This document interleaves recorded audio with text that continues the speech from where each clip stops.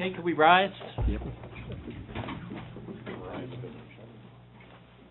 I pledge allegiance to the flag of the United States of America and to the republic for which it stands, one nation under God, indivisible, with liberty and justice for all.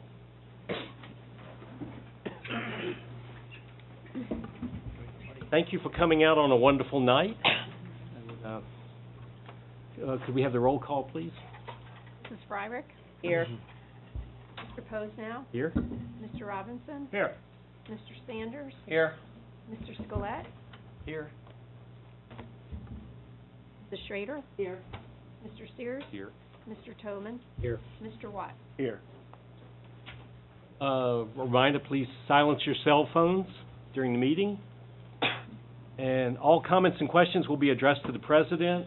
Board and staff members will not normally respond to comments or questions during the meeting unless recognized by the President for this purpose. Comments will be limited at the discretion of the President to 5 minutes or less. I guess I'll keep going. The Board met following the regular monthly meeting on December 18th in executive session as permitted by Section 707 of the Sunshine Act for the purpose of discussing matters of legal and personnel.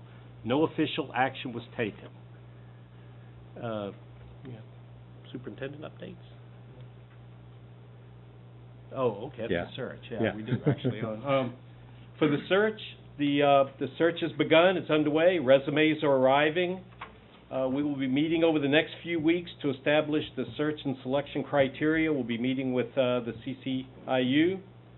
Once that's all worked out, I'll be doing another mailing to the community to make sure they're aware of what's going on. And we're hoping to begin interviews sometime late February, early March. So that's where we are.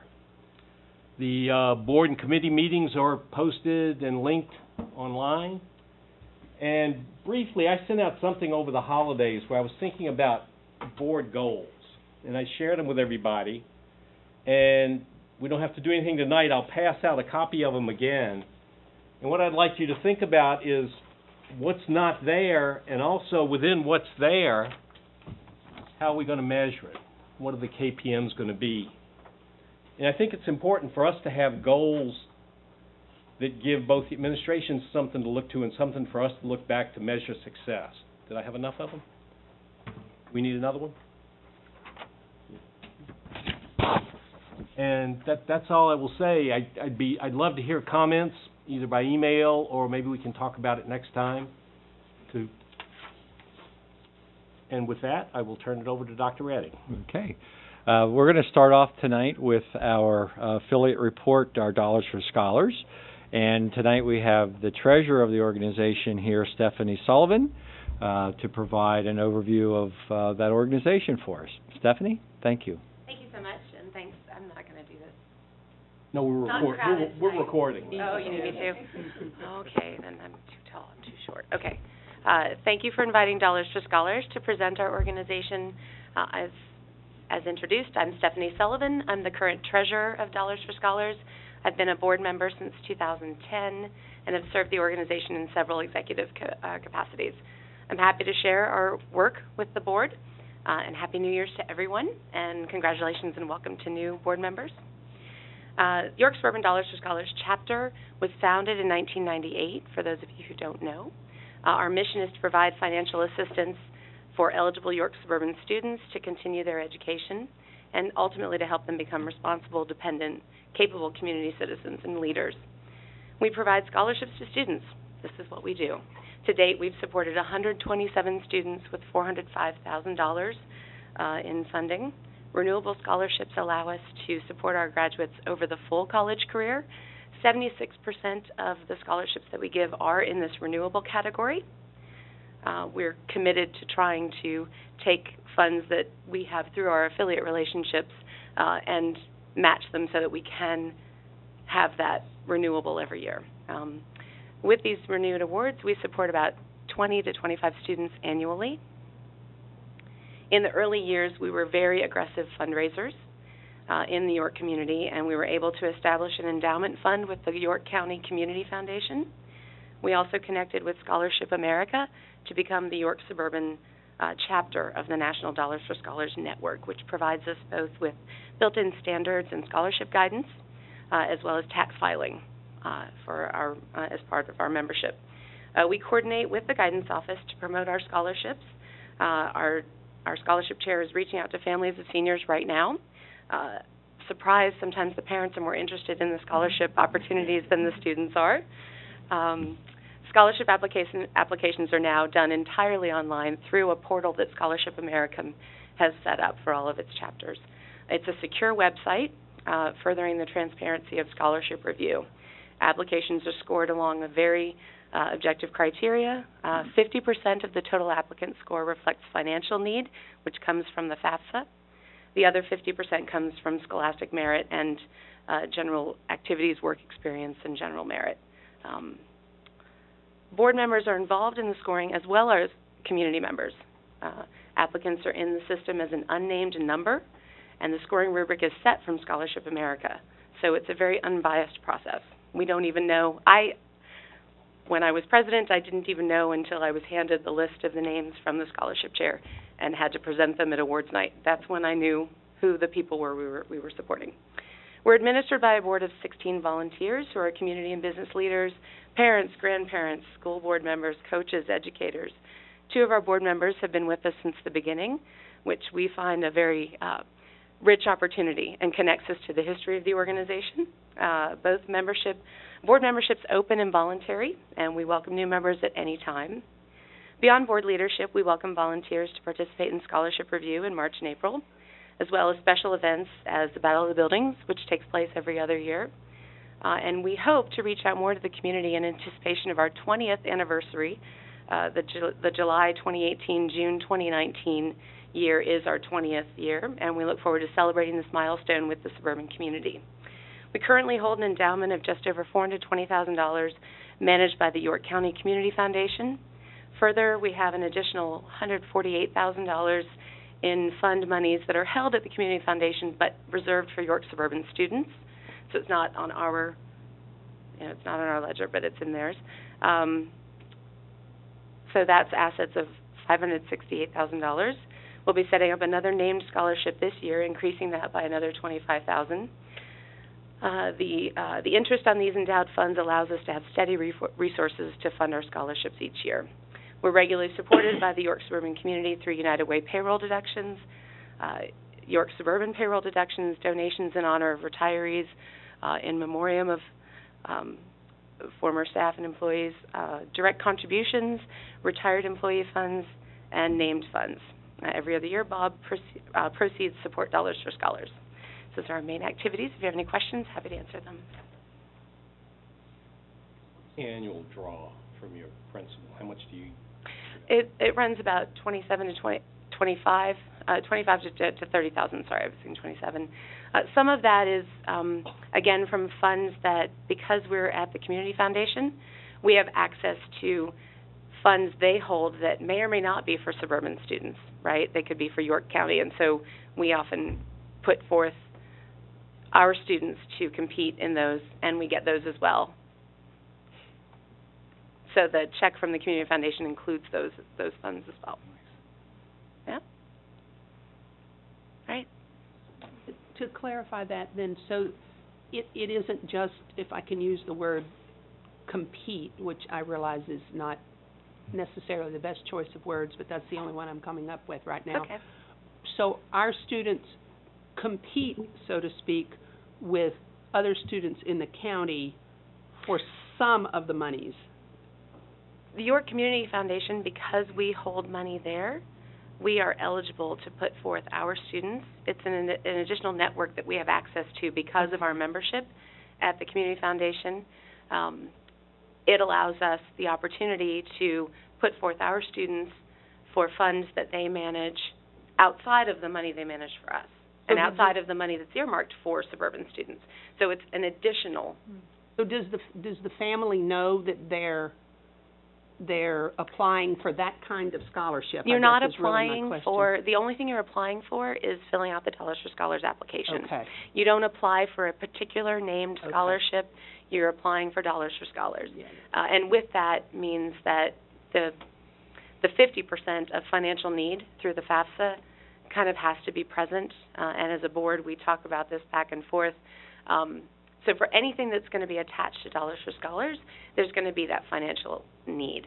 So when we're doing the rankings, we're looking for that fit, and we're looking at the percentage of, we're kind of looking at that bottom bracket or top bracket, if you will, of students who have the greatest need, and then where are their scores within there, and then where can we match them with the scholarship funds that we manage.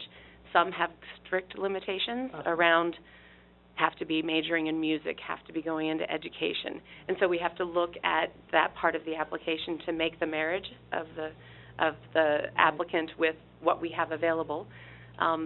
Even more so than when we go on to the community foundation funds that are available, but not necessarily ours to decide. Right. A good one is the Bob Potts, if you think of it. That's for cross country. Sometimes we have cross country students who aren't necessarily in financial need. They didn't rise to the top in our ranking, but we have a good cross country student, and we'll put their name in. And if we're the only ones for York County that year, we might get it. Other times we have cross country students who do have great need, and we'll put them in for our funding as well as that one, and that would be an additional scholarship for them. Thank you for that explanation. I hope it was good enough. Thank you. I feel like every year I learn it anew. So Right, thank you. now as treasurer, I'm seeing it in a whole other sort of lens, and so I feel like I have a different story to tell with it. Sure. Any other questions? All right. Thank you for being with us tonight. Braving the weather to come out, thank you, yeah. Yeah. Good. Okay, thank you.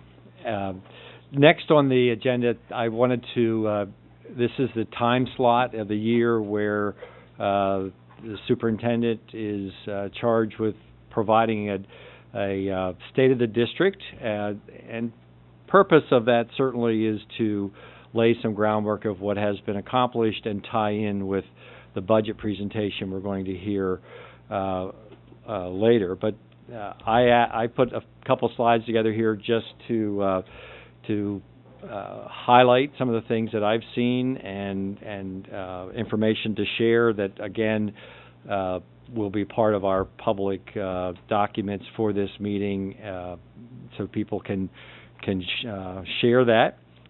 As I've said, our mission has not changed in the interim while I'm here in the acting position, but it is a time of transition, and certainly some of the things that we will be doing will be strongly focused on making sure that we do maintain our goals and our mission statement. Tonight, just briefly going over 4 big topics: the academics, some personnel, some facilities and finance, and as I mentioned, to provide some framework for the budget presentation you're going to hear later this evening and we work through. Over the last year, some accomplishments, certainly high academic achievement, and I'm going to go a little deeper into that, what we've done as it relates to aligning our programs to the Pennsylvania Core Standards, our early learning initiatives at the elementary buildings, high school open campus, transition to full-day kindergarten, the recognition our district has received both at the state and national level, some remediation programs that have been put in place, and the work that's been done with our one-to-one initiatives for students in grades 1 through 12. If we go through real quickly the academic performance, at the elementary level, the piece as it relates to the state performance, yes, the PSSAs are part of that, and the math and English language arts, 4th grade for science, there's a 5th grade for science, 4th grade for science, right. And there's a double calculation in the PSSA school performance profile as it relates to what we're doing with our 3rd grade reading. And again, the assessments being matched very, very tightly with the standards. The performance score is also looking at how we're closing the gap with students that are in those categories that are historically underserved, and specifically, are we making adequate progress with those students and how quickly we're doing that. And part of the calculation is the growth factor. Are students making a year's worth of growth as it relates to their prior history? So once a student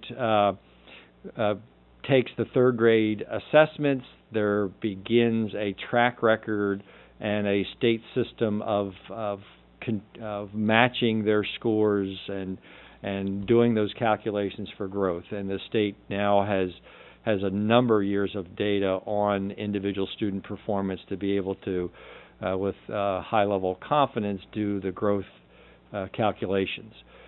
The performance is also, the school performance profile also takes into consideration our promotion and attendance rates at the elementary level and gives extra credit for high numbers of students performing at the advanced level in both math and English language arts. And I have a hot link in this presentation, which we're not going to open right now, but the October 23rd board report, I did share the data for the 4 elementary schools and the students, and the school performance profile information is available there. At the middle school level, same thing, except all the students in the building, 6th, 7th, and 8th grade, are taking an assessment. 8th graders, if they're in algebra, are taking a Keystone exam in addition. Science is at 8th grade, and the same closing the gap and historically underserved performance, and the same growth factors. Here, because those students have 3rd, 4th, and 5th grade data, when a 6th grade growth calculation is being made for that student, the state is able to go back and look at performance for that student specifically in grades 3, 4, and 5. So it becomes a stronger set of numbers there. The middle school students also, the middle school score is also a factor of promotion rates and attendance, and the same piece of how many students are scoring at the advanced level in the 3 tested areas. Again, the numbers are there in that link for what the middle school performance profile was for 17, 18. No, 16, 17. Okay. High school becomes a much bigger factor of data as it relates to information collected at the state level.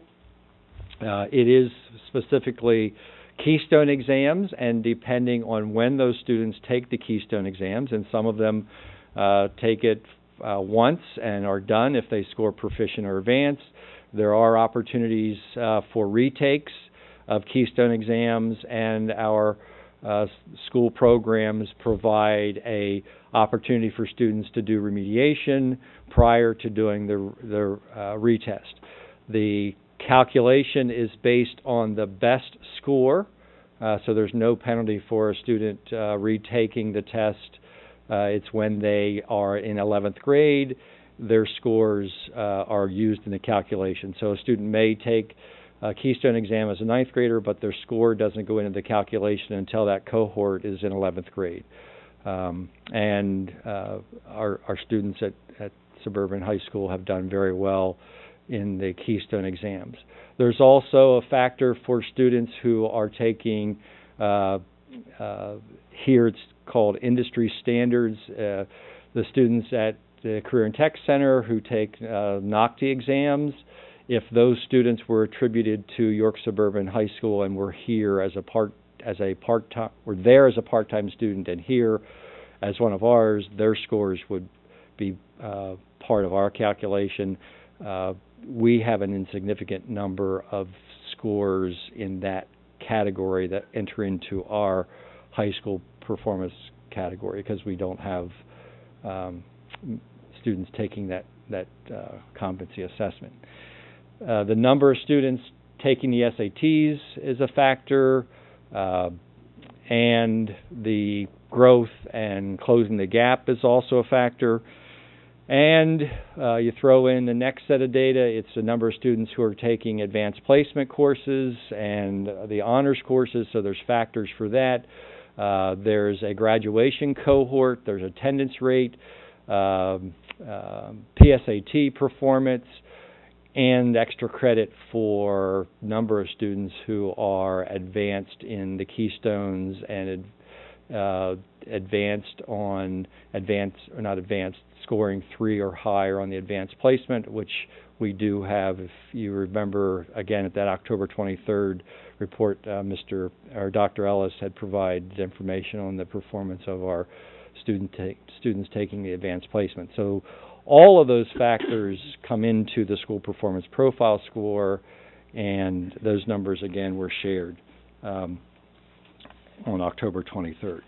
In addition to the data the state collects as it relates to what other accomplishments are there, what we're doing in advanced placement and honors, the number of students that are pursuing higher education, the National Merit Finalist and Program, SAT participation, what's happening with our students in the art and music curriculum, our student athletes accomplishing great things, and certainly the work that occurs in our student activities and the number of honor societies and clubs that really speak well of the accomplishments of students within our district.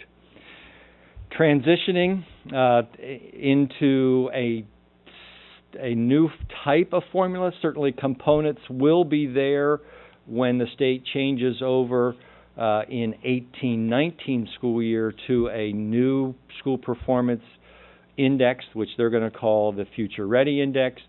The formula will obviously still involve how students performed on the assessments, but will not be weighted as heavily in the final formula. I've seen in the preliminary data that only about a third of the new index formula will be based on the PSSAs and Keystone. There's lots of other factors which career awareness, how the graduation success and things that are happening, the ability to do some local data as it relates to choosing an assessment. I think it's on the next slide. Yeah, in grade 3, locally selected reading assessment can be part of the data, a locally selected math assessment, and then obviously some incentives for emphasizing career pathways at all levels. And I know some of the work that has already been done in the district, and Dr. Ketterman has met with our counselors, and we have some systems in place already in getting our students at a young age starting to do some planning for a career path. And there's emphasis in this new calculation for that piece. Areas of focus, we still have students who have individual needs, and as the demographics change in the district, those students and their needs will continue to be a challenge. The district is putting major emphasis into the STEAM initiatives and the discovery and design, again providing students with lots of other opportunities to excel in science and engineering and the arts. What's happening with our special education program, and you've heard some discussion already on resources and programs that we're looking at to provide those needs, and just how technology is changing and what those pieces might look like. So again, a summary of the academic accomplishments. I think it starts with the district providing a safe and nurturing environment for students. We've fully implemented full-day kindergarten to level that playing field for all students.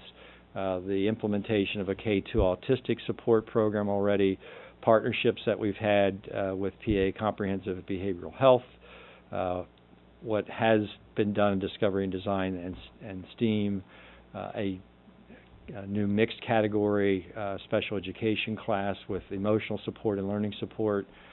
And again, what's happening with arts, the awards for students in arts, music, and athletics. So a lot to be proud of on the academic side.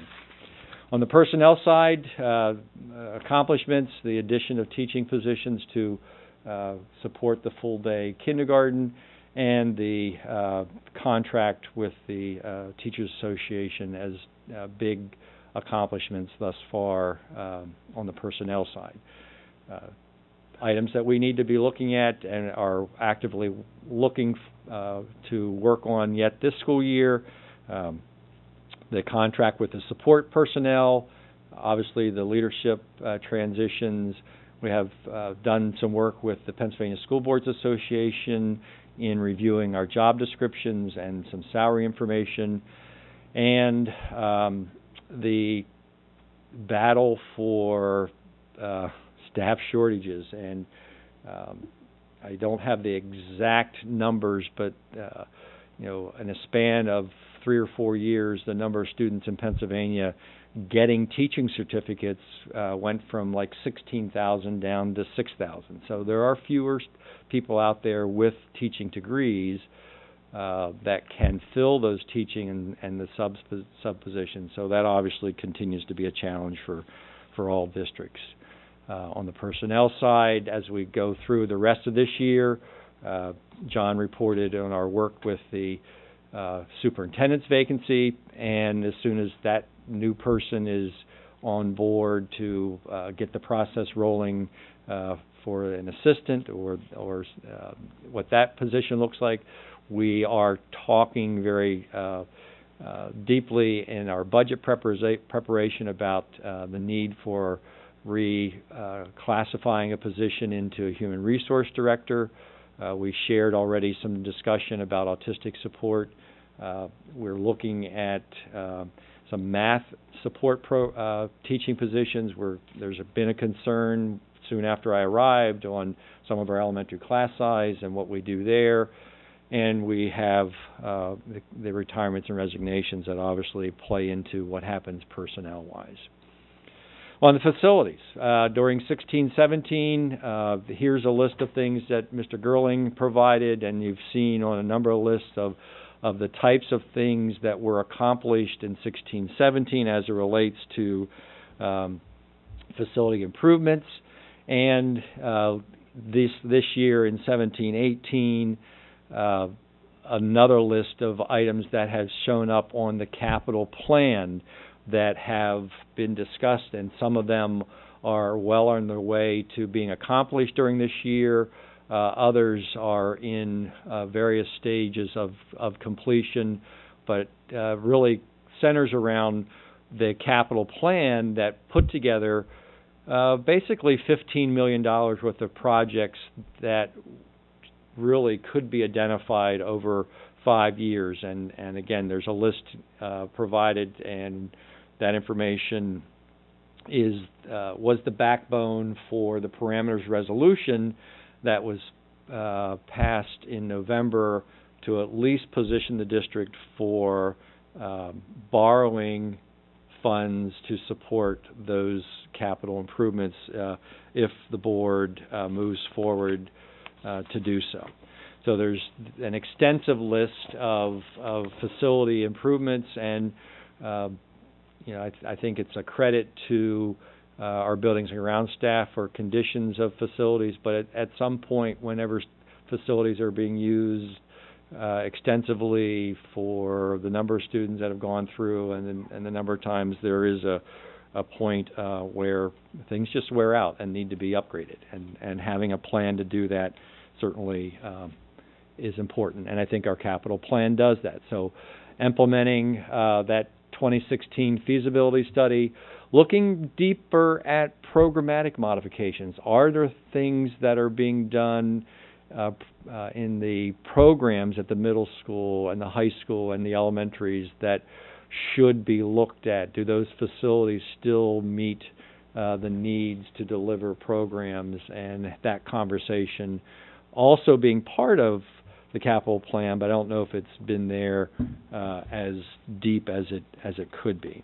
So there's definitely some things as we look at the accomplishments for the 3-year on the facility side. It does. Yeah, you could. Yeah. Yeah. Go back. I've got to follow my own notes. Just the challenges of making sure that we match up some of those pieces of the capital plan with positioning finances to support them. And as we transition into finances, obviously maintaining a strong fund balance has been an accomplishment over the last 3 years.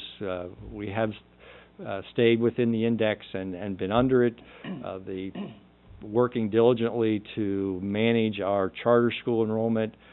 Skyward is the program the district uses to manage the financial resources and keep the thousands of accounts straight that is required by the Department of Ed and by our own accounting procedures. We've done some things, I think, the qualified high deductible plan that's going into effect with an HSA health savings account on July 1st helped move us towards controlling health care costs in the district.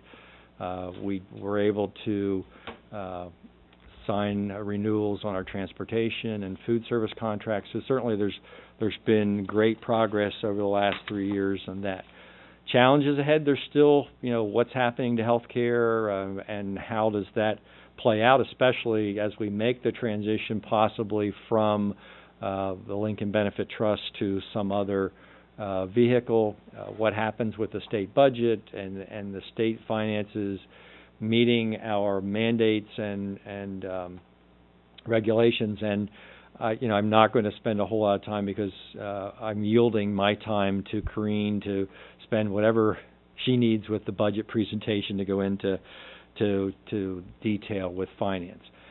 As I started off, yes, there's really focus on the mission statement has not changed. We continue to have strong academic traditions here at York Suburban.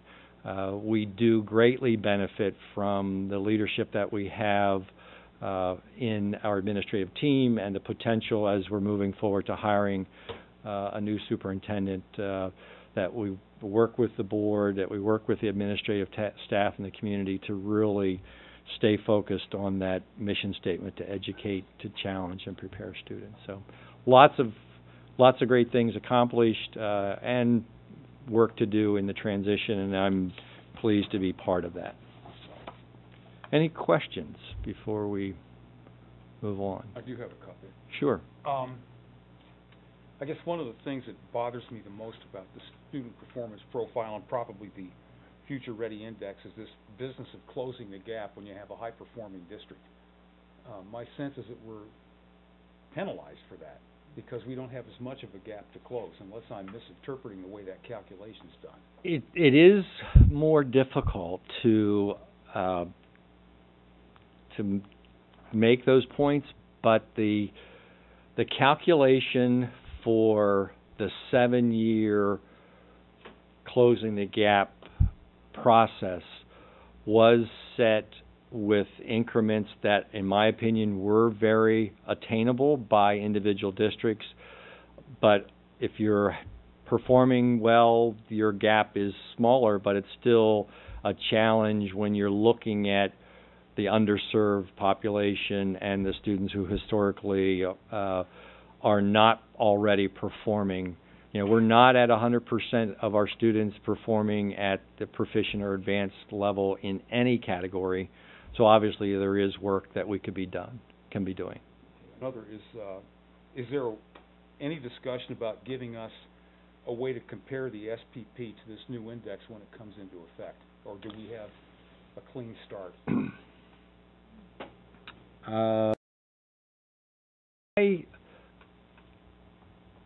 My inclination in being in some of those preliminary conversations, I was actually on one of the task groups that met with focus groups that met with the department, and there is going to be a resetting. For example, the numbers that have been used to establish what closes that gap, those numbers are all reset with moving to a new formula. The weighting, the 30%, that is a major shift. So there's going to be a significant So they would have to get reshuffle. education, not only Yeah. for us, but for the public, to Right. understand that if that number changes dramatically, it's not necessarily an indication of an increase or a decrease Right, from one year to the next. right. You don't like So the you get performance, these you things. change the baseline. The Keystones, something about them that I think, at least for me, is important. We bank these scores. If a student takes an algebra test in 8th grade, for example, it doesn't actually get counted till 11th. Do we know what they are? Do we Mhm. get a real-time readout? Yes, Okay. yeah. And the student, We're not giving the board a number on algebra Keystones, for example, for only the kids that are in 11th grade at the time that's reported. Is that correct or not? well, the first part of your question, every student and family gets an individual report as soon as they're released for the performance, 8th grade through whenever. So there's real-time reporting. It's only for the school performance profile calculation that the scores are banked till the 11th grade cohort is being calculated. The 8th grade, the middle school calculation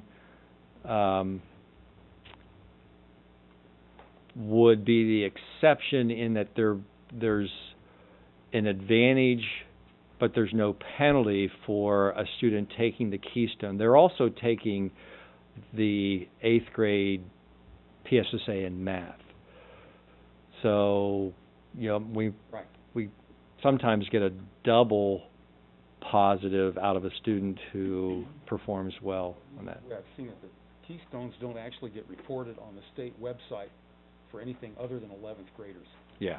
So if a student, let's say just for the sake of discussion, every one of our kids took the algebra Keystone as a 10th grader, would we see that in real time, or we would have to wait a year to see those results?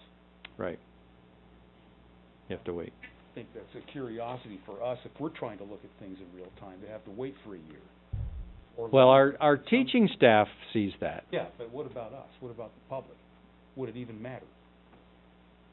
It's kind of a curiosity. Yeah, Some that of would the be a stuff good that happens so dialogue early. for Dr. Ellis, and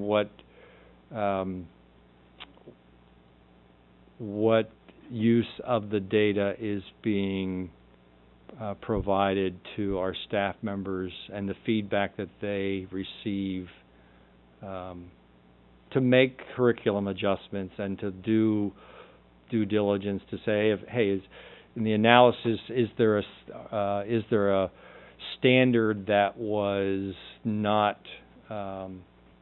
students weren't scoring collectively well at, and to know that at the end of the school year rather than waiting till 11th grade. Technically, if we have the returns from 8th grade and we knew there was a weakness, we can fix it.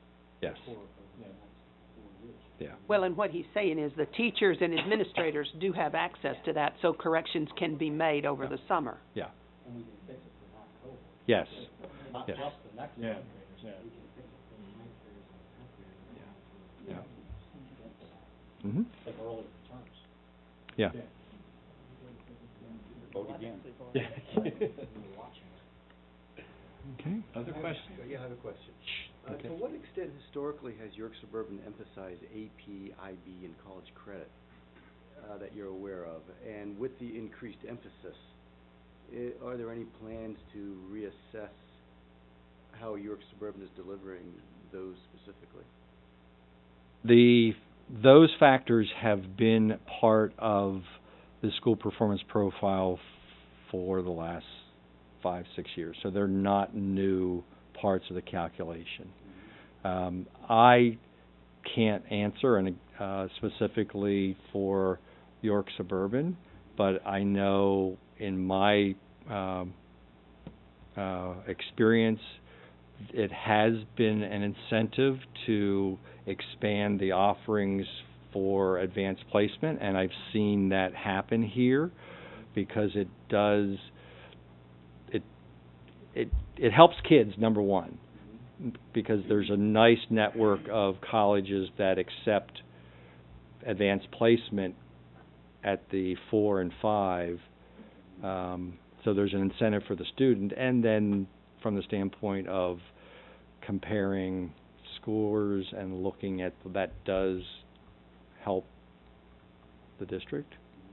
So We also have some college and the high school courses where our faculty are actually adjunct faculty members of York College and of Penn State York, I believe, and students can actually get that college credit that oftentimes transfers. That might be something to have at some point when Dr. Ellis is here to explain some of those. Yeah. I don't know, Elise or... We also have dual enrollment, which I'm participating in, where we're lucky enough to have York College and Penn State York, so if a class, say we have an AP class, but it doesn't fit in your schedule, or it's at a particular period that you have another class, you can take a dual enrollment class and get out for a period or two, and then come back and you get those college credits, so it's really helpful. Yeah. How do we compare with our peers in terms of the availability of AP courses? Do we know?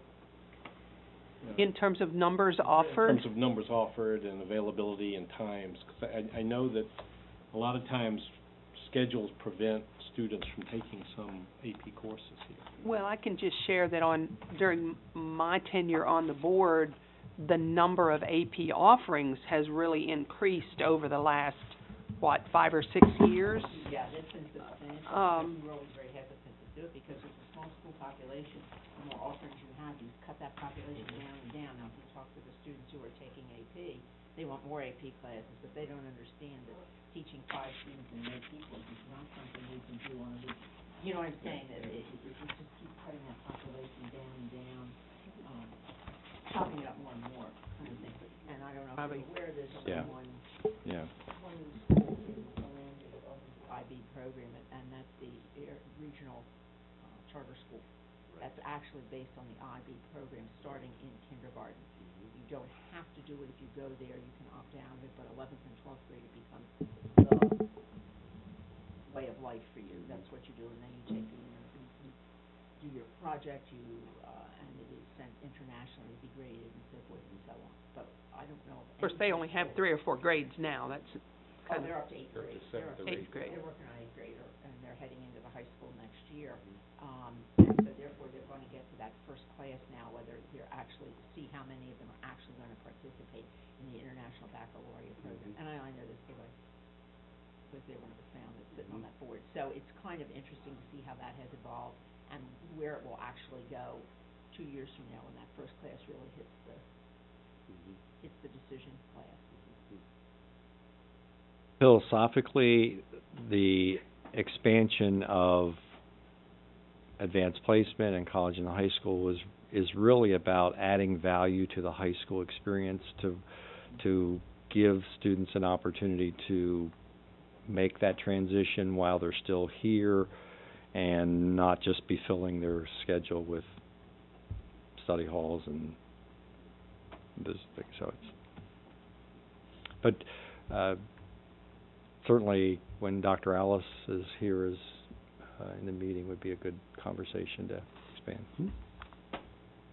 Other questions? Thank you, Dr. Ray. You're welcome. Okay. And we don't have any administrator reports tonight, so we'll move into the agenda.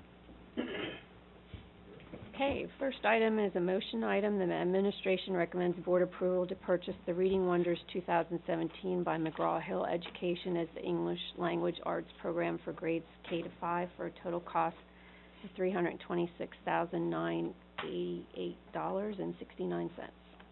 So moved. Second. And I would suggest that we pull up the PowerPoint PowerPoint presentation at this point during discussion and have Dr. Stoltz walk us through that conversation.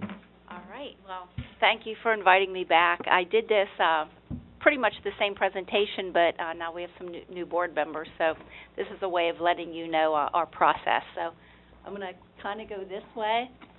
All right. So, yes.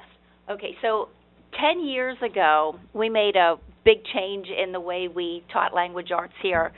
Prior to 10 years ago, it was kind of like each teacher was an independent contractor and could pull resources and teach ELA kind of the way they, well, we did professional development, but with whatever resources they kind of wanted to. Well, with standards and with our assessments and such, and we really wanted students to have similar experiences. We wanted more vertical alignment.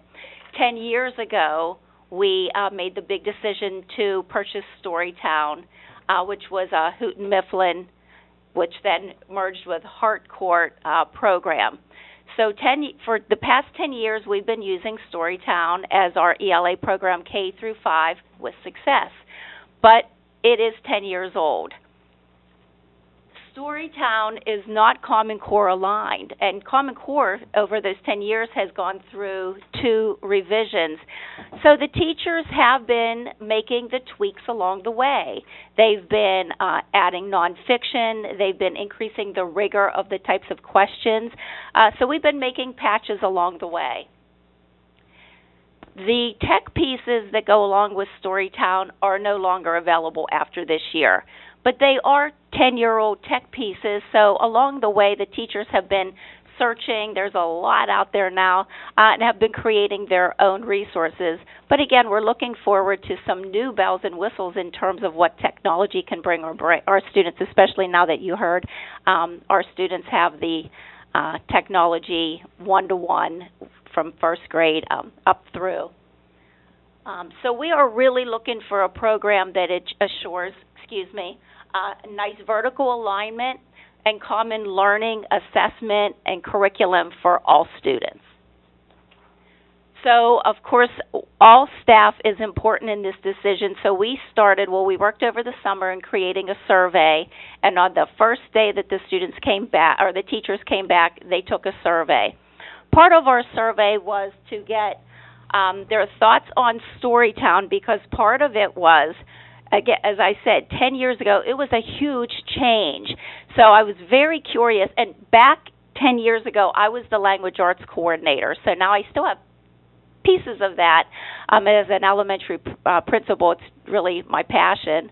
But anyway, I was very curious to see what the teachers' thoughts were going to be in terms of, let's get rid of a program, let's go back to making this all kind of up on our own, or we love Storytown so much, please don't tear it away from us.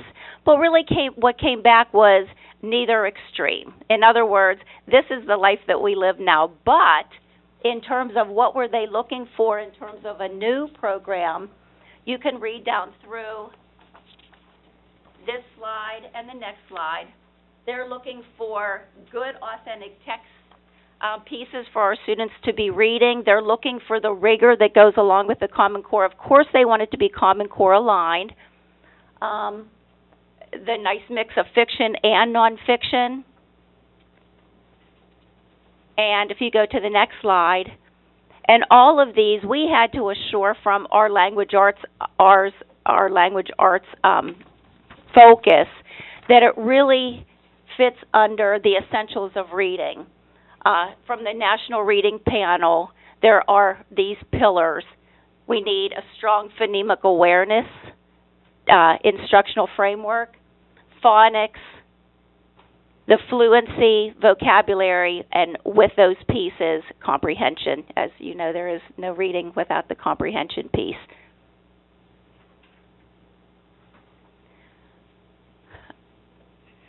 Last year, our reading specialists, in our elementary buildings, we have 2 reading specialists who are fantastic, very knowledgeable, expertise in their fields, started the investigation of reading programs that are out there, or ELA programs that are out there.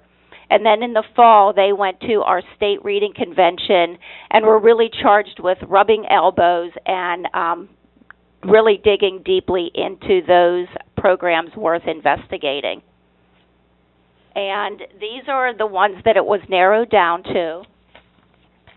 One that's not listed there was an American Reading Company. Corinne would, I can remind her that we would call this the Cadillac. It was one that they were extremely excited about until we started to do a little mini pilot in one of our buildings and just realized it didn't fit with our philosophies.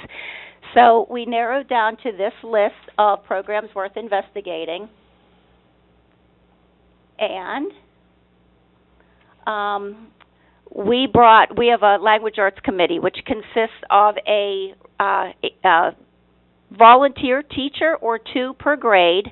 The language arts committee got together and we had all of our resources from those programs. You know, the vendors are very willing to give us lots of samples. And Wendy, if you can click on the evaluation tool that we used. If you scroll down there, you would see it is the information from the teacher survey. This is what the teachers were interested in terms of getting a new ELA program. So searching through those programs worth evaluating, we use this as our guide,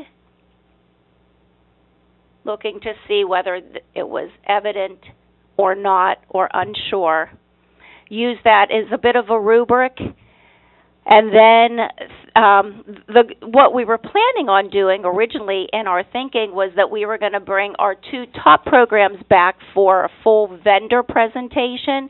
But as it turned out from our ELA committee, which included, as I said, one or two per grade level and the reading specialist, we had about 26 individuals there representing the elementary division. All but one voted for Wonders, which is what we're presenting tonight as our program for purchase.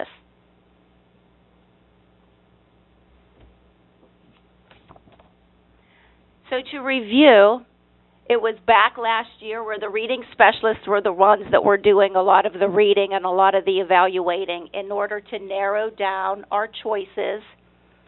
The reading specialists also met to do some more vetting of programs.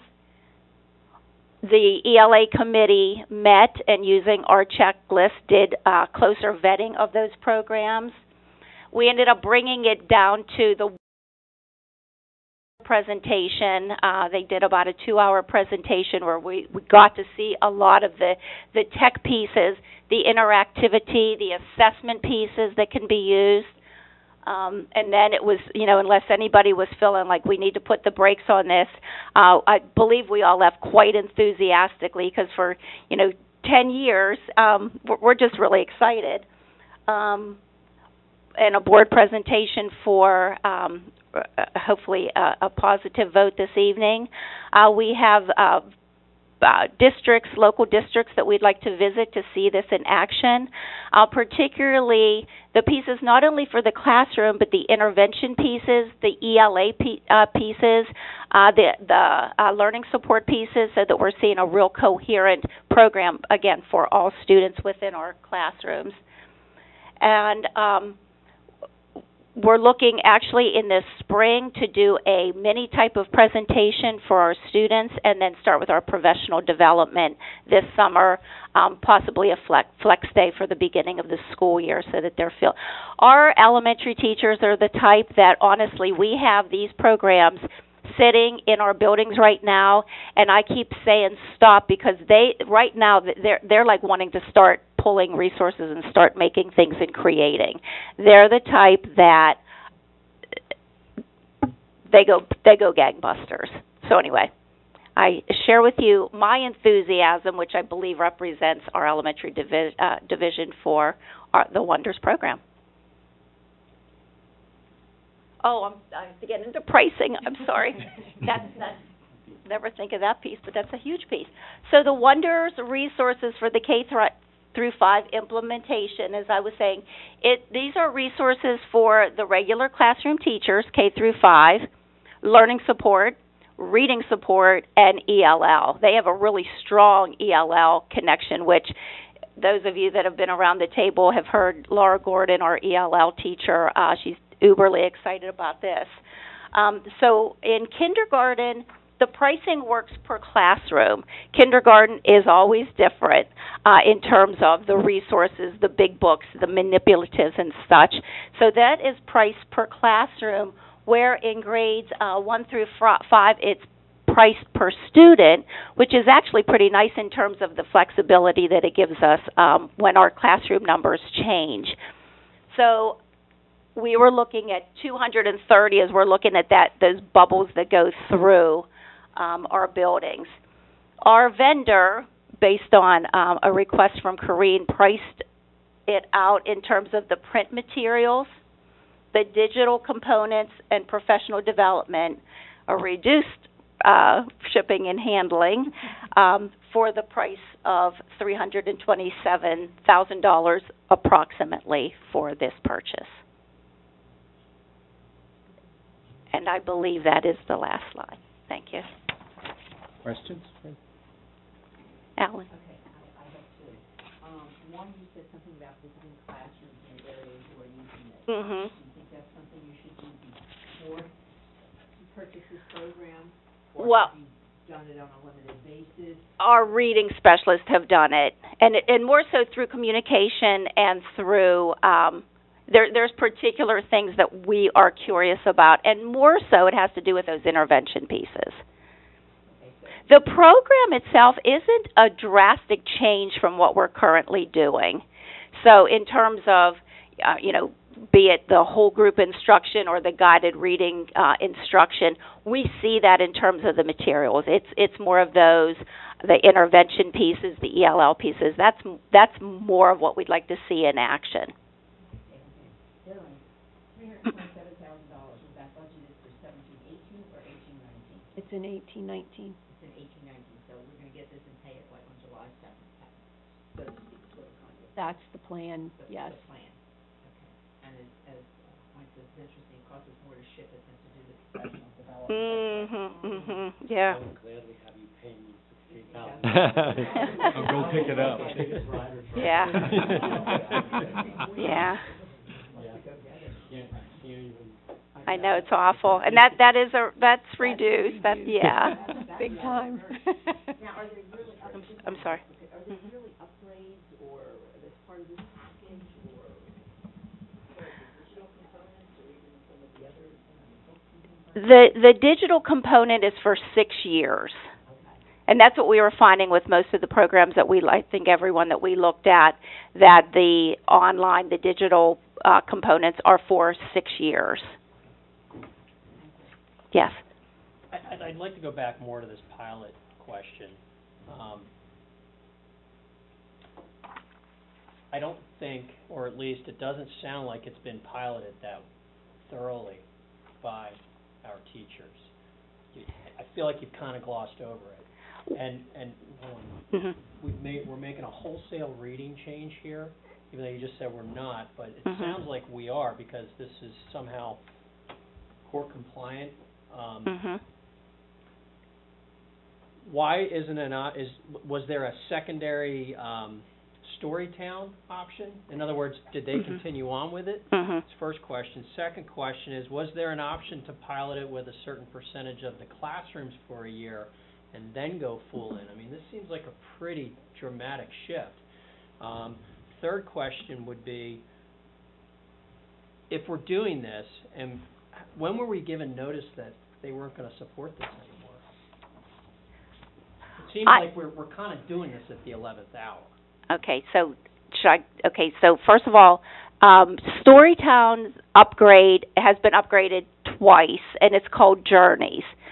So when our kindergarten, when we found out that, we're going to have more kindergarten classes and we didn't have the Storytown to fit all of those classes, I was able to work with our Storytown vendor, and those kindergarten teachers were able to pilot Journeys.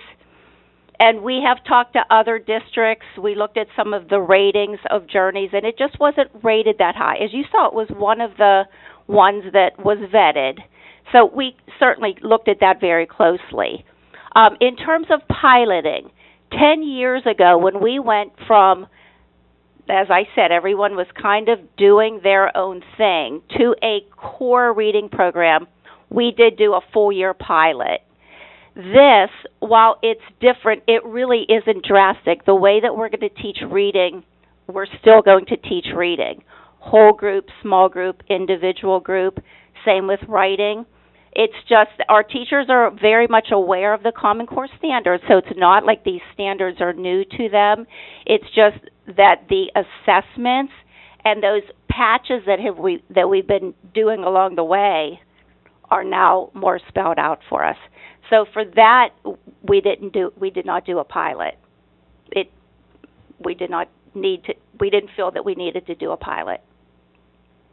How comfortable are you with that professional development fee? I mean, at least in everything that I've ever heard from system implementation, those numbers are so far off, almost 100% of the time, in terms of the training.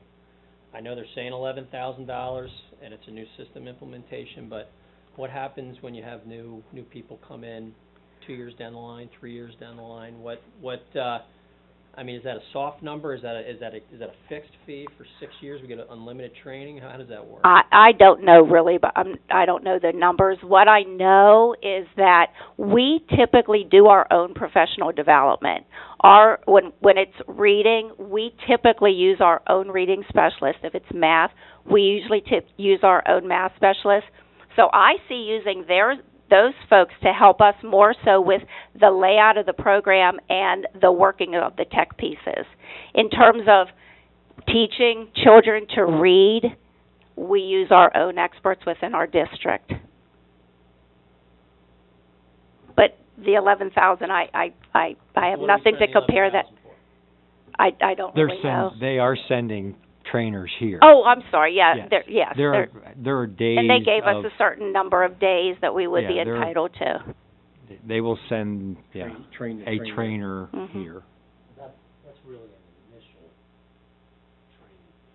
Yeah, it's not on. Oh, yeah, yeah. To set up and get going, I think. Yes. Right. 99.9% of the time, we use our own folks.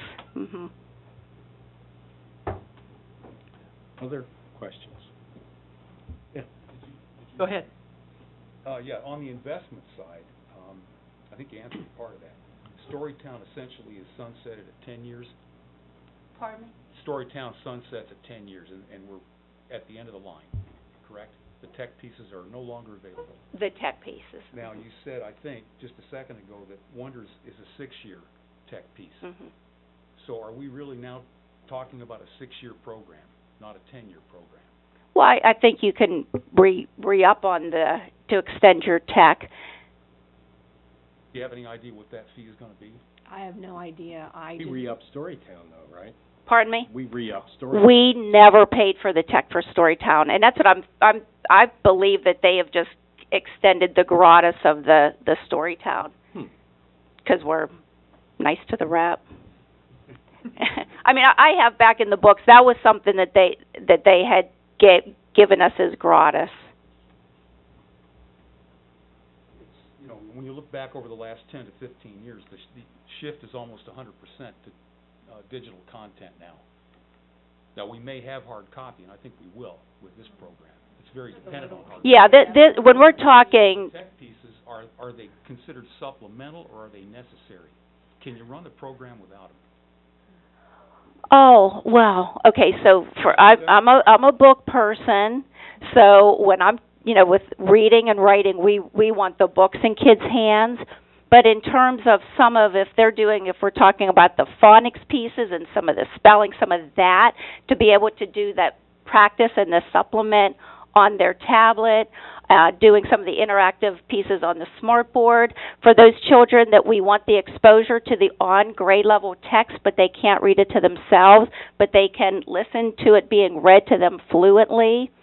Then the whole assessment piece, I'm Yorkshire, K2, but in the older buildings where they are able to take some of the multiple choice types of assessments on their tablet and then have it, spilled right into the teacher's system. That's some of the, advancements that we would be looking at.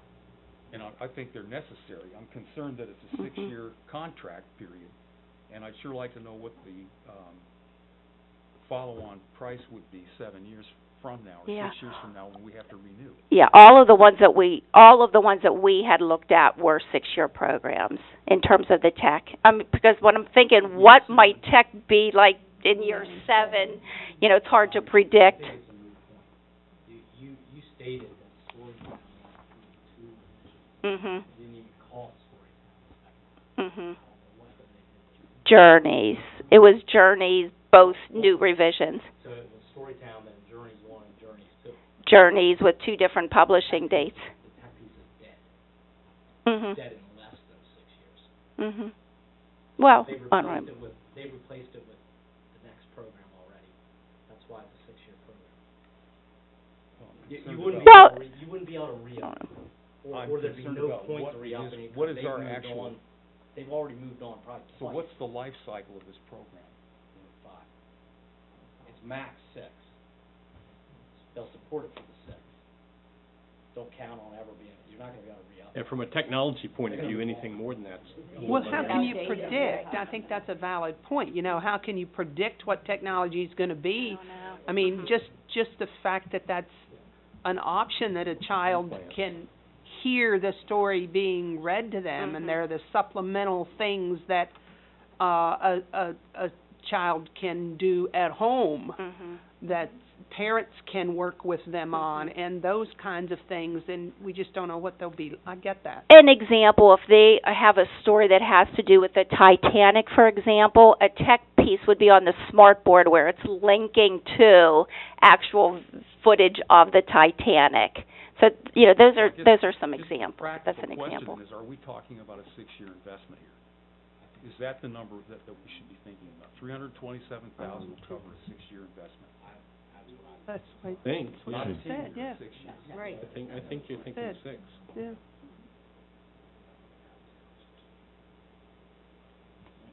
But I guess if we're not going, I'm going back to the piloting. We have an option to pilot it for a year and see if it is truly the right program. I know you're saying that, well, the structure and the bones look similar, but we've only seen what the vendor has shown us is the majority of what I've heard. We haven't seen it live and in action outside of reading anecdotal comments. Well, the reading specialists, I understood you to say reading specialists have done that research. As we bounce Does that around. fit with our YS way? Well, I think what fits with our YS way is that we studied a program that matches what the teachers were saying that they wanted. It is not a drastic diversion from what we are currently doing. It's with updated materials, resources, technology, and we do pretty darn well with our students with reading. So that's why I wouldn't be standing here if I wasn't very confident in what we're offering. Yeah, I think that the vote 25-1 is quite dramatic. I mean, to me that conveys something significant, the support for the program. My question is that the reading skills of children at that age vary dramatically, where you have students who are having great difficulty reading and students who are reading like they've been reading from birth. Right, and right. So is there any assessment by the teachers that this program is especially suited for one part of the spectrum more than the other, or what was the conversation having to do with how this package speaks to the different skill levels of the students? Right, and that's what I was saying in terms of the reading specialists and doing some of the visitation. It's a solid program. Any core program should address about 80% of your population. And then you have your students that come into first grade and they can read a Harry Potter, and then your students that are in 8th grade that can't begin to read Harry Potter. So how do we address those other spectrums? And this does offer the intervention pieces. So the intervention, it also the ELL pieces, when we speak of our tiers of intervention for both our reading specialists and then our learning support students and our ELL students. So that's how it addresses, and it's a line. So if a teacher, I used this example the other day with Mr. Sears on a visit, if a teacher is teaching character traits in a second grade classroom, and they're teaching that to the whole group, then they meet with the students in their leveled groups, small groups. They're still teaching character traits, but with leveled books. And then an ELL student gets pulled for their language support by their ELL teacher. They're still teaching character traits, but then they're with an ELL supplement. And then it's carried through if they get reading, or if they go on to reading support or learning support. So it has a nice string throughout the whole continuum.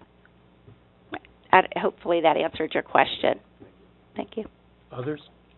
I have one about the quantities. Now, the number of materials for grades 1 through 5 is 230, but we have 1,000 kids in those grades. So how does 230 material things work? Maybe I'm misunderstanding something. Per grade. Yeah, per grade. Per grade, okay. That was not. That was the largest class. Yeah. Per grade. And want to make sure that's covered on through. We have a great big. Yeah. Oh my goodness, and it is boxes. It is a core text. It is a close reading text, because if you read anything about the Common Core, close reading, where we're really analyzing text even in first grade, and then it's the level text, high, middles, and low per story, the reading, the writing, the grammar. It's probably more than a tractor trailer of material. Yeah. You might.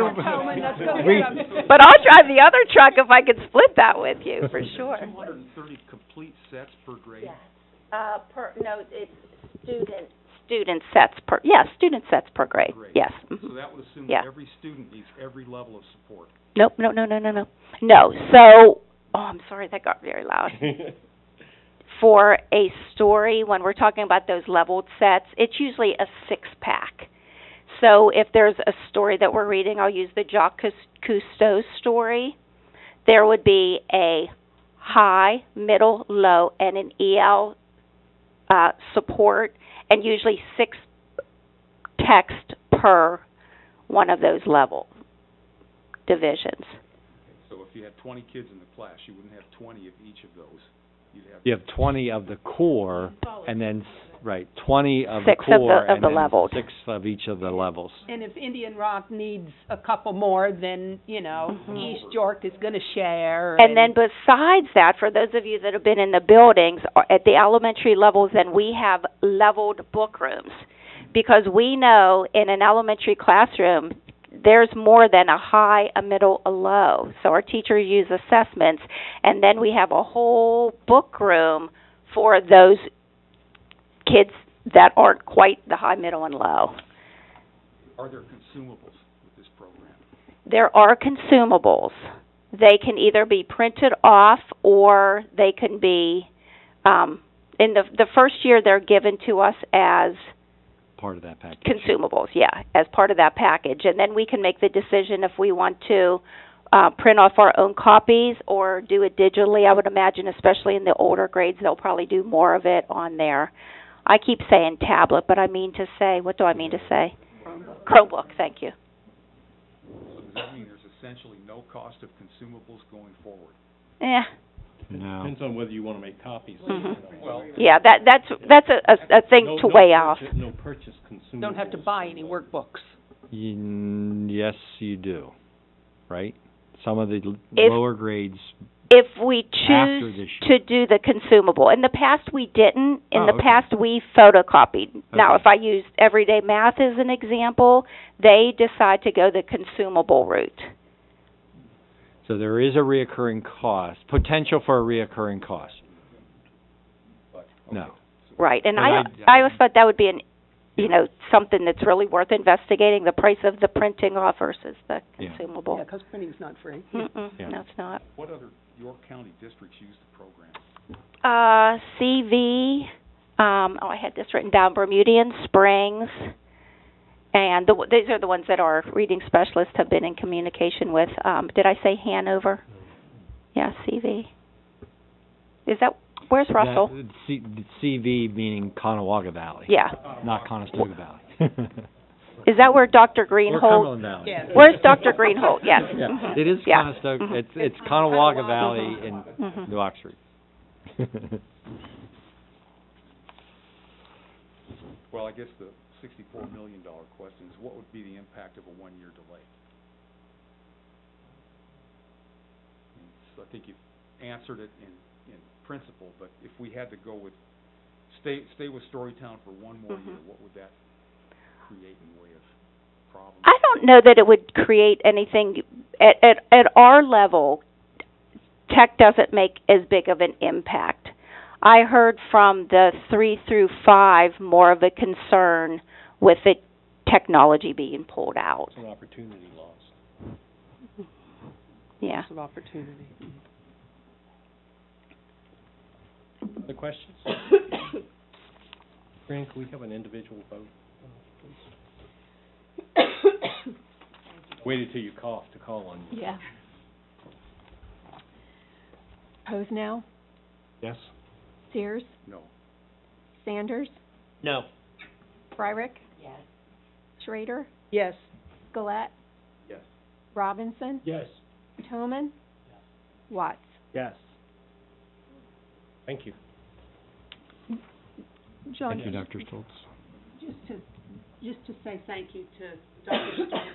I mean, you presented a number of times and answered a lot of questions, and I don't want to sell the research short of the committee and the hard work that they put into this selection. So please convey that to those people. Thank you very much. And if you want to stay, you're welcome to stay for the rest of the meeting. But kickoff is in, Head home, baby. Thank you, I appreciate that.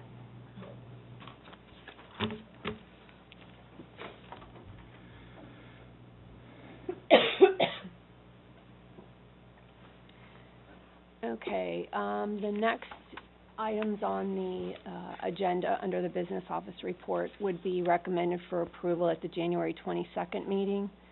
And that would be the York County School of Technology budget, which they will be here to answer questions at that meeting. They didn't come tonight due to the weather. The contract with Paragon Engineering Services in the amount of $14,300. Excuse me, for the middle school chiller project. The solicitor is currently reviewing that contract to make sure everything's in order. The IRS mileage rate for this 2018 calendar year, and the board approval of the opt-out resolution for the 18-19 budget. Excuse me. Any questions on those items? I have a quick question about the mileage rate. Is that just go back to sort of our policy that that's what we follow? Yes, Okay. and that is, policy does say that we have to approve the IRS rate. Okay, so that's the suburban policy, not necessarily a Department of Ag policy or reg or guidance set forth. Typically, our policies, the policies that York Suburban has, follow the PDE guidelines or the Pennsylvania State Code, Public Education Code, if you will. Mr. Toman, I think, can answer that. I don't know that. Okay. But I think last year, about the answer, you don't really have a choice. Correct. Yeah, that's what I'm wondering. You Yeah. set the rate somewhere else. I don't know why. Yeah, that would be the question I have is why. why are we having to vote on something we have no choice on? Well, I mean, you don't have to adopt that unless, it's this as either, a school or, however it's classified, there's a regulation or some sort of act or law that requires us to adhere to that. Other, not-for-profit organizations don't don't abide by the IRS mileage reimbursement. They set whatever reimbursement rate they want. So, I guess that's what I'm asking is what's out there that dictates that we use the IRS or must adhere to it every year? Policy, in policy. It's in policy, and typically, school district policy follows public school code, which means it's regulated. Okay. Just to add, not that many people, I mean, it's itinerants, administrators, but really by number, I mean, correct me if I'm wrong, not that many people, really, this doesn't apply to that many people within the district, is that? There's not that many that submit, but technically everybody could if they, like anybody that goes to a conference or does travel in between buildings, because it is part of, the district does reimburse for mileage. It's just a matter of who turns it in and who takes advantage of it.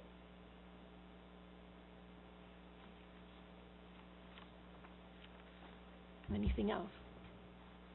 John, could I just add, encourage with regard to the School of Technology budget, could I just encourage, especially those that aren't as familiar with the School of Technology, to take a couple of minutes at some point, if you haven't already done so, and read the first few pages of this budget presentation. There's a lot of really good background information with regard to numbers of students and just background information with how the school or the county works with regard to the School of Technology. So just throwing it out there, if you haven't had the time, it's I think very good information with regard to the School of Technology.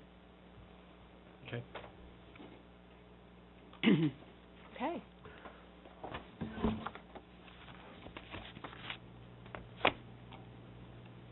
You can do your informational items. I can talk through the informational items. Really, it's just about the recognizing the donations that have been brought to the district. There are 3 there. If anyone has any questions on them, I will add it at finance next week. We will, based on the discussion that happened at last finance meeting, we will have some recommendation based on the information that we obtained in our webinars and other information that we've gathered on this particular topic. So for the moment, we have not dispersed these funds that we've collected.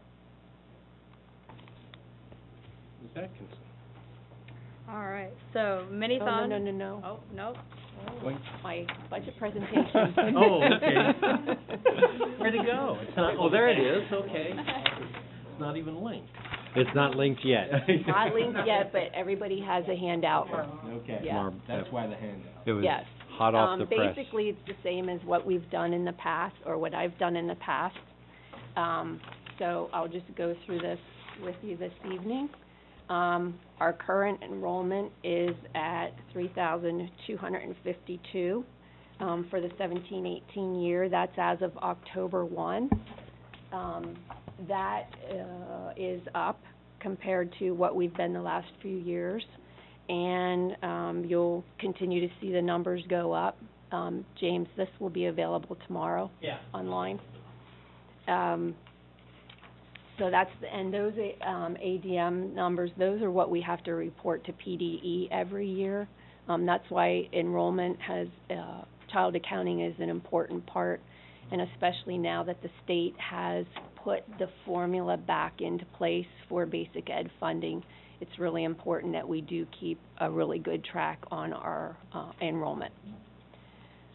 Oh, I went the wrong way. My mouse is very touchy tonight.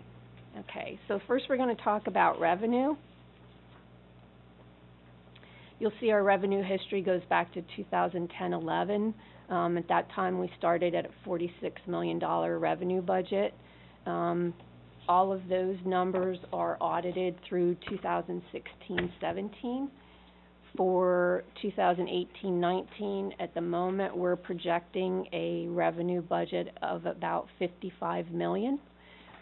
This projection does not include a tax hike. This is just where things sit as of our current assessed value and our current budget projection.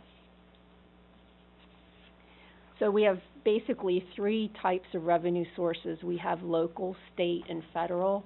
And I'm going to go through each pie separately, and then at the end, you'll see them brought all together. So our first piece is our local sources, which for us, that is our biggest source of revenue, and that's because of the local tax share. It's so high compared to our neighboring districts. Our local sources will be about $45 million. You'll see our biggest piece is our real estate.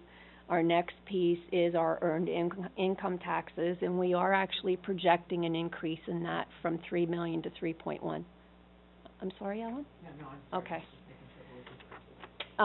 And we are expecting a little bit of an increase also in our interest income for next year. While that's the lowest percentage on this pie, we are expecting that to go up about $50,000 for next year. Our state sources is about 17% of our budget. It's just under $9.6 million. Our basic ed subsidy, we're thinking will be about $2.3 million. Just under 2.3. We're projecting the same as this year, meaning 17-18 for both basic ed and special ed. We do think that will go up, but we won't know until the governor does his budget presentation in February.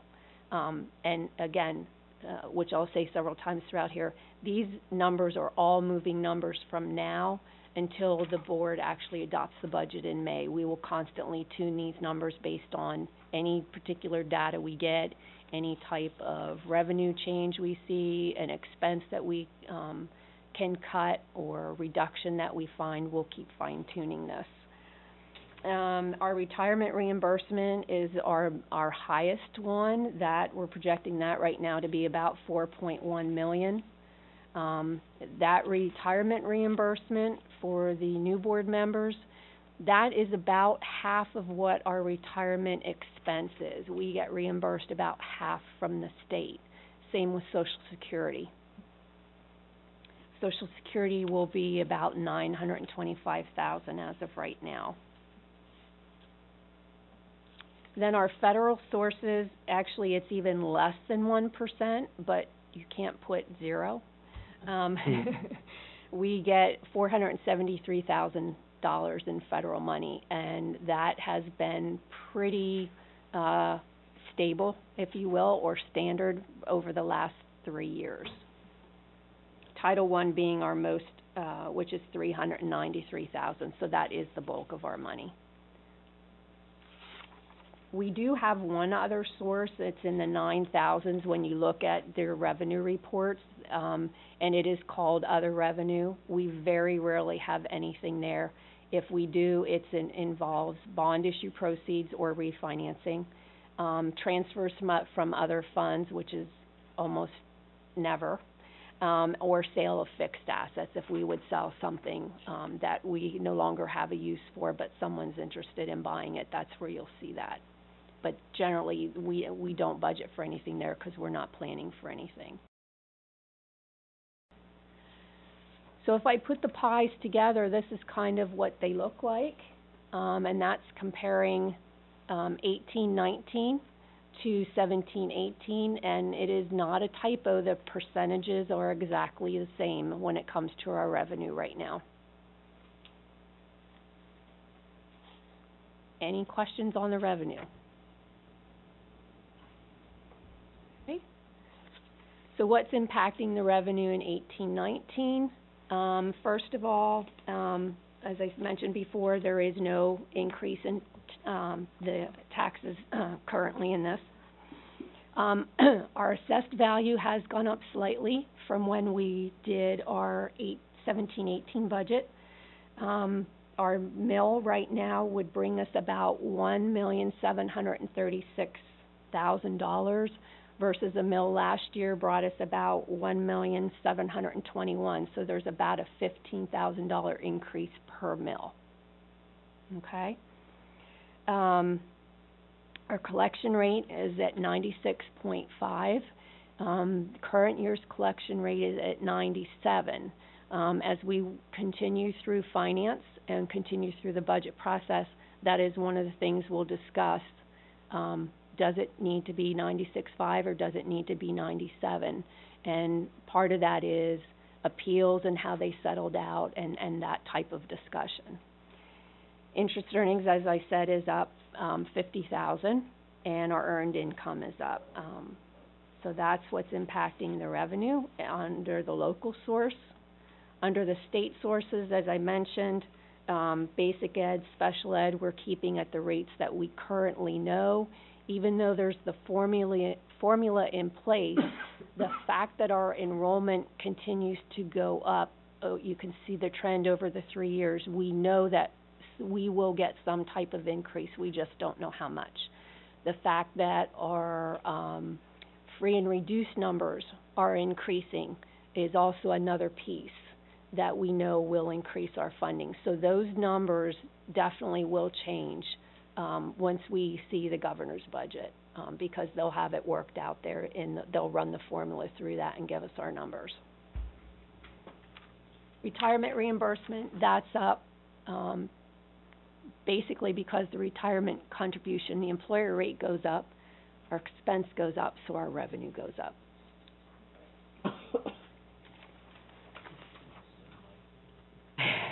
But is that a wash? Excuse me? Because the expense goes up, the revenue goes up. Is it pretty much a wash? So It's not, because the expense goes up, but the expense goes up full, we only get reimbursed for half. So, this is the latest PSERS employer contribution rate chart that just came out in December when they had their meeting to set their rate. It was supposed to be 34.15 for 18-19, but they've dropped it to 33.43. And as a result, the next 4 years, they've adjusted those rates slightly as well. So, you know, it's not a lot, but again, this year's increase is the lowest increase we've had in at least the last 5 years. This is only a 0.86 increase. Last year it was a 2.54, and at least the 3 prior years to that, we were looking at like a 4.25, a 4.5 increase. So this is a welcome change, if you will. But that change going forward still, stays contingent with markets? I mean, are we starting to plateau and now come back down, or is this just a lull? Well, of the no, storm? because if you look right there, it goes from 33.43 to 34.79. Mm-hmm. Then it goes up to 35.26. Mm-hmm. Then it holds at 35.68. But then it goes to 36.32. So there, Right. It doesn't assume any potential offsets like they put in this year. So it actually isn't going to raise as high as they initially thought. So next year it may not raise as high as they initially thought. Correct. Following year. Each year they do take a look at that. But last year we weren't supposed to be, so we're not supposed to see a 2.54 increase. We were only supposed to see about a 1%. So it really Always does variable. vary. Yep. Okay. Okay, so now we'll take a look at the expenditures. Here's the history on the expenditures, same as the revenue, did a 9-year diagram there for you, 6 through 16, 17, they are audited numbers, they're actual numbers. So on the expenditures, we've gone from a $46 million expenditure budget in 10-11 up to a projected number right now of $57.5 million expenditure budget. And again, you know, this is a moving target. We'll continue to refine it and work on it the best that we can. For 18-19, I break it out a little bit differently in that we have 4 main sources. or functions, if you will, the major functions. The instructional, which is the thousands when you look at your board reports, which is salary, benefits, regular programs, special ed, vocational programs. If you look at our support services, which are the 2000s, that talks about pupil personnel, our health services, admin services, transportation, operations and maintenance. So that's just over a $14.8 million projection for next year. Our non-instructional services, which is at 2% of our total budget, that's pretty much all of our extracurricular and our athletics, community service type things. That's community projects. And then the last one, the $10,000 for other financing, that is our debt service. So that's how that gets broken up. You know, you look in comparison, 18-19 to 17-18, percentages are fairly close. The biggest change is between the instructional and the support services. They just flip numbers. If you look at it from an object standpoint, which this is the way we do typically work through the rest of the budget, we will look at it from an object perspective rather than the major function. We have our salaries, which is the hundreds.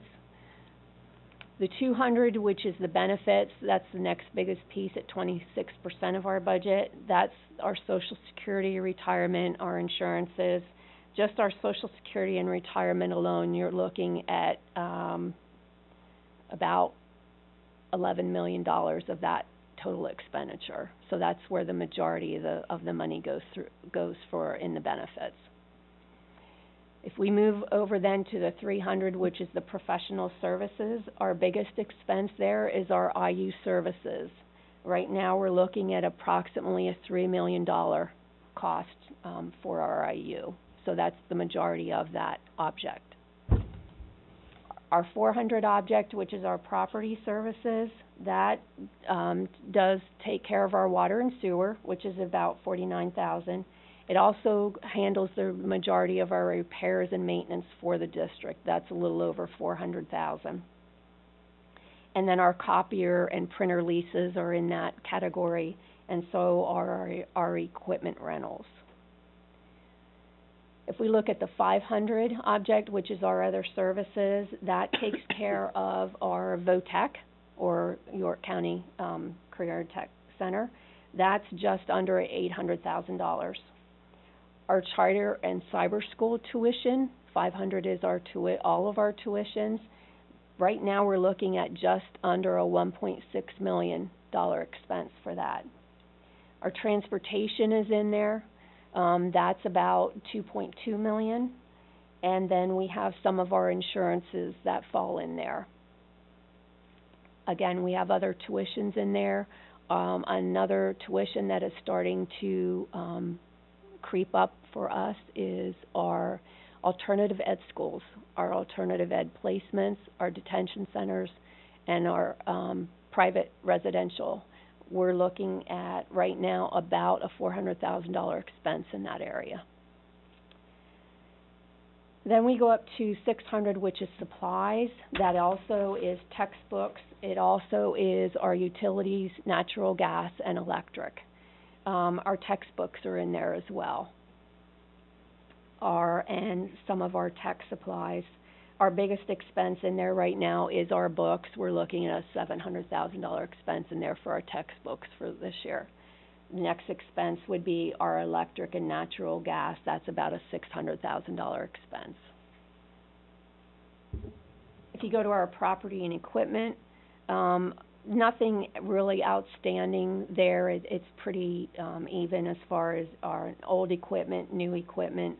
Our tech replacement equipment, that's in at $160,000. Our tech infrastructure is in there too for $82,000.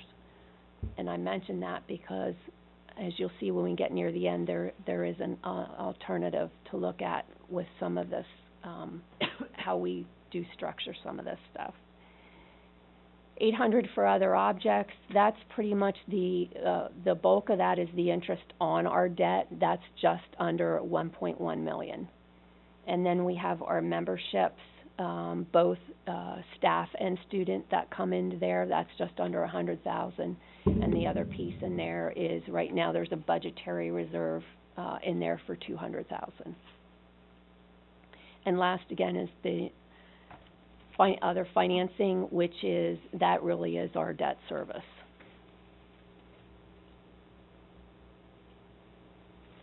So the things that are impacting our expenditures are the employer retirement rate contribution increase.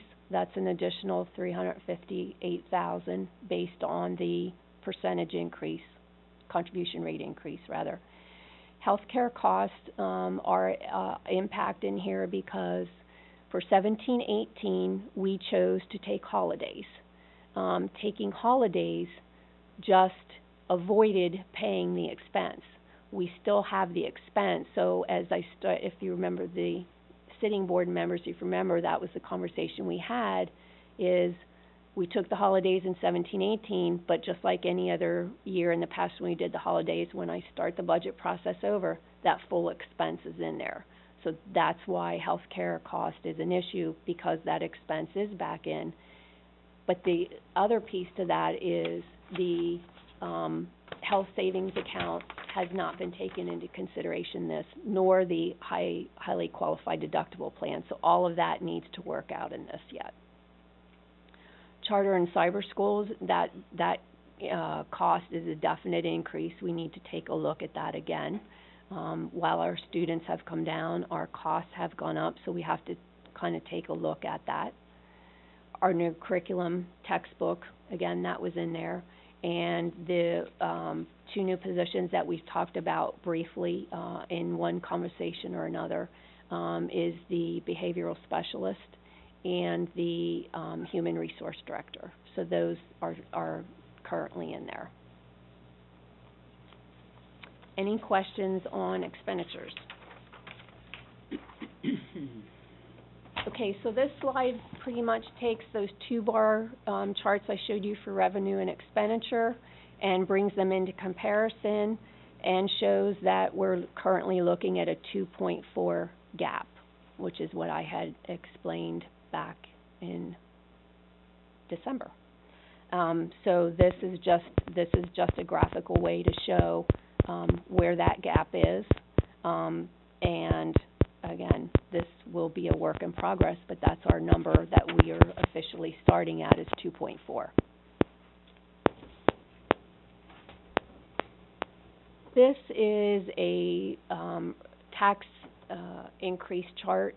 This is something that the board has seen in the past, and more importantly, the reason they have liked to seen it is because it shows what our current index is, which is the 2.8, which if we invoked that to the fullest, that would be a 23.3865 millage rate. The county average index is 3.10, and that's why I always wanted to kind of see where do we fit in the average. And the reason the average is higher is because while there's a base index, everybody has an adjusted index this year. We were the only ones in the past that did not have an adjusted index. We did get an adjusted index this year. So everybody's indexes are actually different. And that's why there is an average of a 3.10. Okay?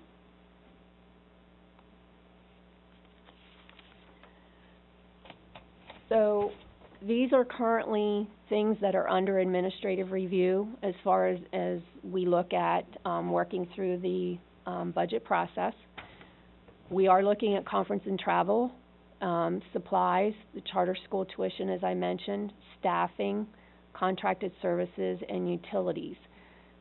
The comment I have down there, need to look at the reports, is because there's several different reports that we run to look at to see highs and lows. A particular area we can drill down to a building sometimes even a department. If if it's off, why is it off? So those are the types of things that we look at, to determine what needs to be, cut, explained, what have you. And those are all the types of things that I will be bringing back to you in one form of another, either because it's a cut or this is a different expenditure, and here's why. So, options for consideration by the board. These are for you to consider as we work through the process, and to be thinking about and actually guiding administration as well as to where you actually would like to settle. We can increase revenue up to the index, which is the 2.8. Use of assigned retirement fund balance, which I reviewed before through the audit and through our last meeting, is that $2.6 million figure that we would use incrementally once we started to use it. Use of the insurance trust fund balance. Currently that sits at 4.4. If you will recall, the directive was given to the administration to tell the trust we wanted to take 6 months of holiday instead of 2. That has been put in place, so that will bring that number down. And then it's a matter of next steps, where we go with that fund balance money. And that is going to have to work out over the next couple months. The use of capital reserve, and I have fund transfer there, is because if you remember, part of the discussion at the last meeting you were all at, which was the finance meeting, talked about there is that possibility, and I mentioned a little earlier, that tech infrastructure and some of the computers that would be a one-time, or servers or whatever that's in that tech budget, that could fall under a capital reserve, or I'm sorry, capital reserve fund purchase versus an operation fund purchase. So that's why I have that there. That fund balance is currently at $1.8 million. So those are just some options to consider. And again, as you've seen in our different conversations, it doesn't just have to be one thing. It can be a combination, and that's what needs to be.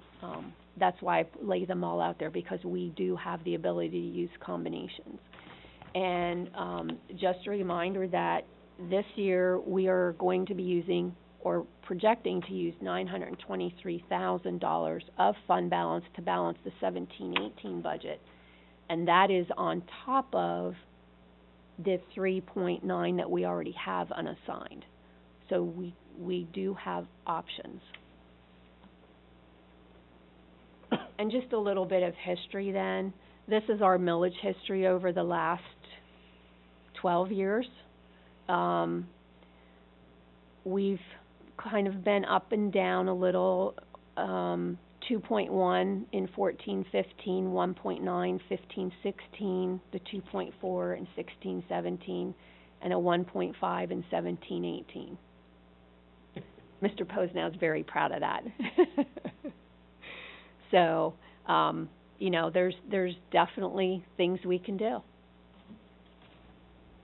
If you look at the county millage as a comparison for 2017-18, we are 6th highest, if you will. I can tell you, when I started here, we were 2nd highest.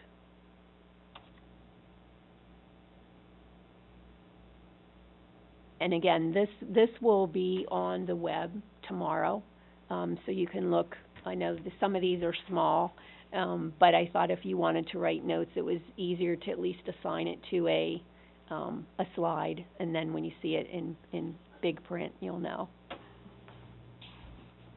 And then this is the county millage history for you as well. So the next steps that the administration will be doing is looking at, as we always do, control spending, remainder of this year, and how it affects 18-19. managing our personnel. And again, this is more about, as we now start to find out about retirements, resignations, how does that play into the budget for 18-19? And what does it do to finish out 17-18 as well? Again, identifying potential savings, and it is both for this year and next year, and monitoring progress on the state budget, and that's more once the governor's budget unfolds, and what is in that, and presenting any recommendations to the board as they become available. Most of that will be, moving forward, will be at finance. Anything that needs to go from finance to planning will, and it'll just be updates at the meetings. Most of the deep conversation, if you will, does take place at finance, which there is a finance meeting next Wednesday at 5:30. I'm sorry, 5. And then the next steps of the board really is not too dramatic as far as meeting any deadlines. The 22nd, you have asked for the opt-out resolution, which was on tonight's agenda as a recommendation. With that, we will not be doing a preliminary budget.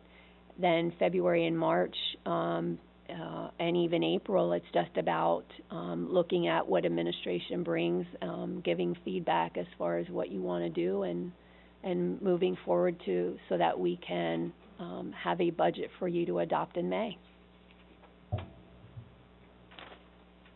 Any questions? I should know this. I think I would.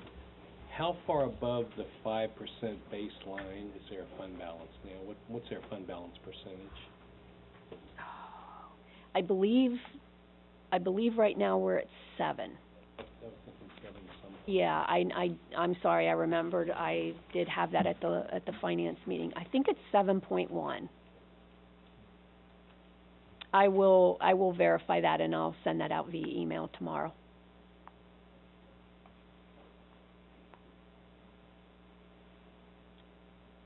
That concludes my report. Okay, thank you. Thank you. Now, Ms. Atkins. All right, so Mini-thon is now just under 6 weeks away. We have our Snowco dance next Saturday, January 20th. It's going to be held at the Bond in downtown York from 7 to 9:30, and that is a pretty significant fundraiser for our Mini-thon. So obviously we are really in the heat of things with donations, food donations, finding families for Family Hour, and obviously creating a lot of activities for our event. We had 560 people attend last year, which is really significant, and we're planning on even more for this year. It's really insane how much work and time goes into it with students, but it's really what Student Council works towards all year, and I might be biased, but I think it's the heart and soul of high school. So I just want to thank you on behalf of Student Council for supporting this event in the past 4 years, and that we ask that you continue to support us with your time, energy, and money this year as well. And so our event is on February 23rd. We would love for you to stop by, especially new board members, to see what all of your efforts are going towards, because it's really special.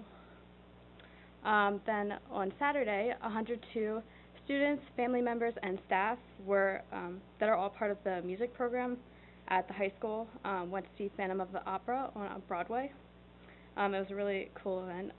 So this was all led by Mrs. Thrush, and she was really pleased with the day. And so we had middle school music teachers come and high school, and just families come together. So it was a really special day, and to see such an iconic musical that a lot of musicians play was really cool. I remember I played it in middle school, so, you know, it's cool to see that. As for sports, we had the middle school boys wrestling team that won their Dirty Dogs tournament this weekend.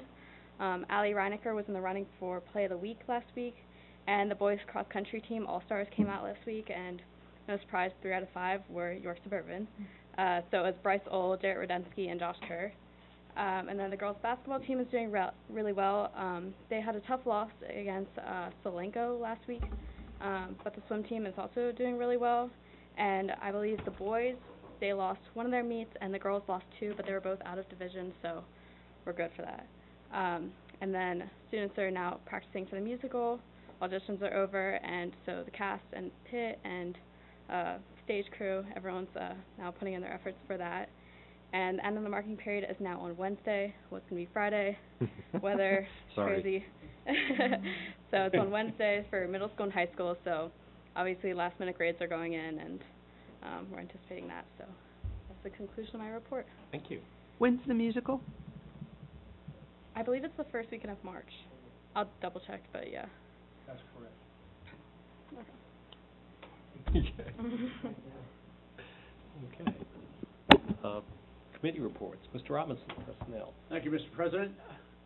You have before you the personnel report, which includes resignations, leave of absence, employment, and volunteers.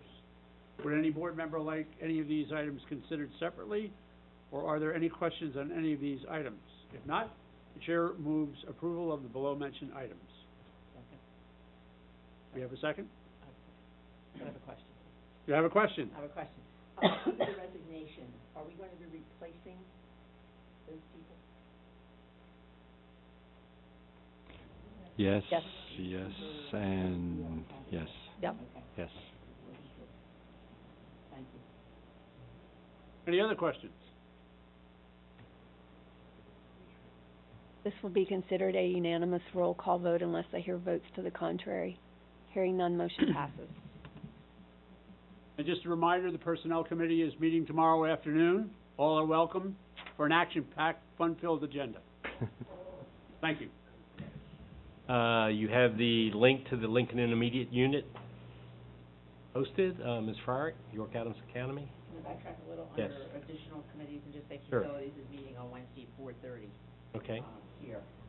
York Adams Academy, we did have our graduation the day following, our last board meeting. We had 51 graduates, 51 students eligible to graduate. We had over, I think, 40 or 41 who showed and walked for commencement. We had 4 students from York Suburban, Celeste Davis, Gabriella Hollingshead, who was also one of the speakers, Jacob Hughes, and Karen Vendetti. So it was fun-packed. Dr. Redding was kind enough to join us because he always liked that, and he was busy taking pictures that night. So thank you very much. That concludes my report. Schrader. No report. We did not meet in December. There's a meeting on the 25th, I guess it is, last Thursday. There is a link to the board meeting and committee schedule in here. And at this time, we would go to the audience for comments. Press have anything to say? Nothing? Okay. Then I think we're adjourned.